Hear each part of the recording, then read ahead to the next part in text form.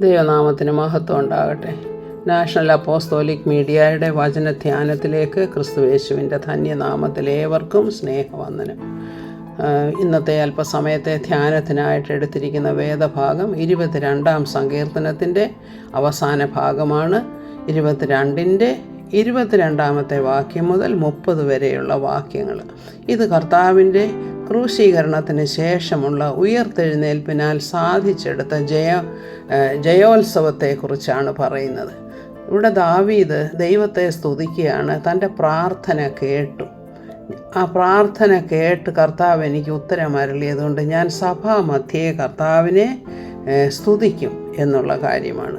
അപ്പോൾ അങ്ങനെ പറഞ്ഞു വന്നിട്ട് വീണ്ടും പറയുകയാണ്, എല്ലാവരും അവൻ്റെ മുൻപാകെ കുമ്പിടും, ഭൂമിയിൽ പുഷ്ടിയുള്ളവരൊക്കെയും രക്ഷിച്ചാനന്ദിക്കും. അതുപോലെ തന്നെ ഒരു സന്തതി അവനെ സേവിക്കും, വരുന്ന തലമുറയോട് യഹോവയെക്കുറിച്ച് കീർത്തിക്കും. അവർ വന്ന് ജനിപ്പാനുള്ള ജനത്തോട് അവൻ നിവർത്തിച്ചിരിക്കുന്നു എന്ന് അവൻ്റെ നീതിയെ വർണ്ണിക്കും. ഇത് കർത്താവിൻ്റെ ക്രൂശീകരണത്താൽ സാധിച്ചെടുത്ത ലോകത്തിൻ്റെ രക്ഷയാണ്. അപ്പോൾ അവനിൽ വിശ്വസിക്കുന്നവൻ രക്ഷിക്കപ്പെടും, അവരെല്ലാവരും ആനന്ദിച്ചാർക്കും. അതുപോലെ തന്നെ ജനിപ്പാനുള്ള ജനത്തോട്, അതായത് തലമുറയോട് അവൻ നിവർത്തിച്ചിരിക്കുന്നു. എന്താണ് അവൻ നിവർത്തിച്ചിരിക്കുന്നത്? ക്രൂശിൽ അവൻ നമ്മുടെ പാപത്തിന് യാഗമായി തീർന്ന് നമുക്ക് വേണ്ടി പ്രായശ്ചിത്തം ചെയ്തിരിക്കുന്നു. ഇനി നമുക്കല്ല ശിക്ഷാവിധിയുള്ളത്, കാരണം ശിക്ഷാവിധി അവൻ ഏറ്റെടുത്തിരിക്കുന്നു. അതിൽ സന്തോഷിക്കുക എന്നുള്ള കാര്യമാണ് ഇവിടെ പറയുന്നത്. അങ്ങനെ അവൻ്റെ നീതിയെ വർണ്ണിക്കുന്ന ഒരു ജനമാണ് നാം ഇന്ന്. ഫിലിപ്പിയ ലേഖനം 2:10-11 എന്താണ് വായിക്കുന്നത്?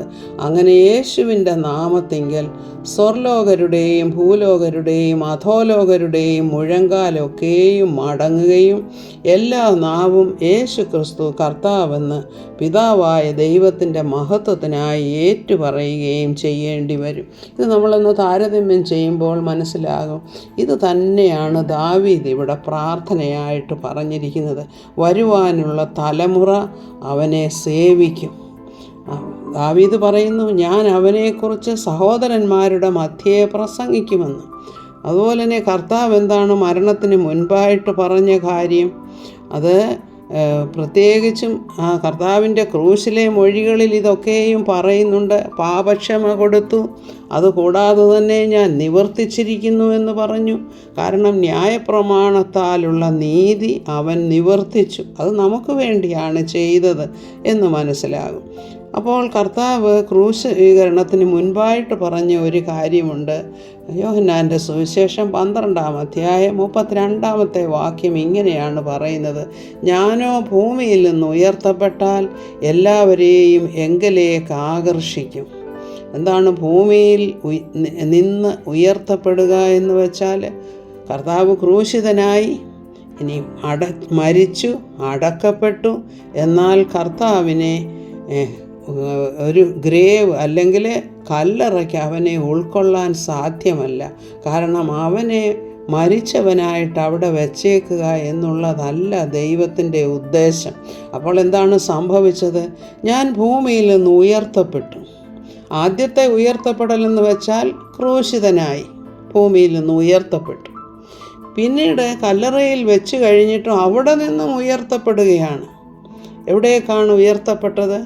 3 ദിവസം പാതാളത്തിൽ പോയി അവിടെയുള്ള ബദ്ധന്മാരെ പിടിച്ചുകൊണ്ട് ഉയരത്തിലേക്ക് കയറി എന്ന് നമ്മൾ മനസ്സിലാക്കുന്നുണ്ട്.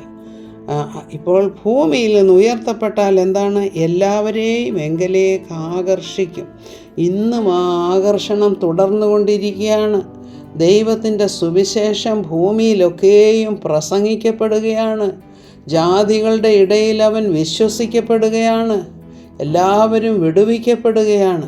അങ്ങനെ കർത്താവിൻ്റെ ആ സ്നേഹത്തിലേക്ക് വരുന്ന എല്ലാവരെയും കർത്താവ് സ്വർഗത്തിലെ പൗരന്മാരാക്കി തീർക്കുകയാണ്.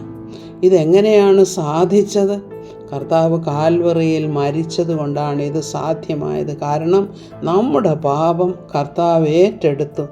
സകല ശിക്ഷയും അവൻ തൻ്റെ മേൽ വഹിച്ചതുകൊണ്ട് നമുക്കിന്ന് ശിക്ഷാവിധിയില്ല.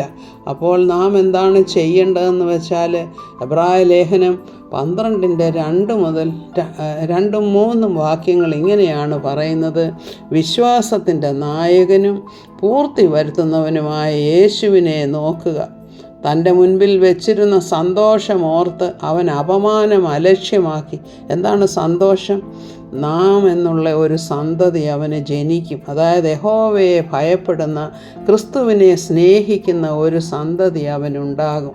അതായത് നമ്മളെല്ലാവരെയും കുറിച്ചാണ് പറയുന്നത്. രക്ഷിക്കപ്പെടുന്ന ഓരോ വ്യക്തിയെയും കുറിച്ച് അത് കളക്റ്റീവായിട്ട് പറയുന്നതെന്നാണ് ഈ വാക്ക്. അപ്പോൾ അവൻ ക്രൂശിനെ സഹിച്ചു ദൈവസിംഹാസനത്തിൻ്റെ വലതുഭാഗത്തിരിക്കുകയാണിപ്പോൾ. നിങ്ങളുടെ ഉള്ളിൽ ക്ഷീണിച്ച് മടുക്കാതിരിപ്പാൻ പാപികളാൽ തനിക്ക് നേരിട്ട ഇങ്ങനെയുള്ള കഷ്ടം സഹിച്ചവനെ ധ്യാനിച്ചു കൊള്ളുവീൻ. എന്താണ് എബ്രായ ലേഖന കർത്താവ് പറയുന്നത്? കർത്താവ് നമുക്ക് വേണ്ടി കാൽവറിയിൽ യാഗമായി തീർന്ന് നമ്മുടെ പാപത്തിൻ്റെ ശിക്ഷ ഏറ്റെടുത്തത് നിമിത്തം ആ രക്ഷയുടെ പ്രവർത്തനത്തിൽ വിശ്വസിക്കുന്ന ഏവരും കർത്താവിൻ്റെ സ്വന്തമായി തീരുകയാണ്. അവനിൽ വിശ്വസിക്കുക. നമ്മിൽ വിശ്വാസമുളവാക്കുന്ന വിശ്വാസത്തിൻ്റെ നായകനായ ക്രിസ്തുവിനെ ധ്യാനിച്ചു കൊള്ളുവീൻ. ദൈവം അനുഗ്രഹിക്കട്ടെ എന്ന് പ്രാർത്ഥിക്കുന്നു. സ്തോത്രം.